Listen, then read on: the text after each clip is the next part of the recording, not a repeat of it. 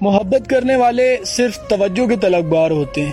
انہیں توجہ ملے تو اپنی خوشیاں بھی قربان کر دیتے ہیں، اور توجہ نہ ملے تو خاموشی سے علیحدہ ہو جاتے ہیں، اور پھر مصروفیات اور مجبوریوں میں گھرے ہوئے آدھے ادھورے شخص سے محبت ناراض ہو جاتی ہے، اور ایسے شخص کو محبت رد کر دیتی ہے.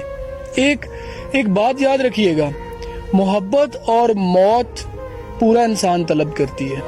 جب ہم کسی شخص کو سکون سمجھنے لگتے ہیں تو یقین جانیے تب بے سکونی شروع ہو جاتی ہے. یعنی جس سے شکایت اسی سے محبت ہے. یقین جانو جو درد ہے وہی دوا ہے. اور یہی تو ہوتا ہے، ہم اکثر اپنے چاہنے والوں کی لمبی قطار کو چھوڑ کر اس ایک شخص کے پاس ذلیل ہونے کو پہنچ جاتے ہیں جسے ہماری پرواہ تک نہیں ہوتی. مختصر یہ ہے کہ اچھے لگتے ہو، طویل یہ ہے تمہاری چاہت کی داستان لمبی ہے، زوال یہ ہے کہ تم دور ہو، کمال یہ ہے کہ ہم جی رہے ہیں.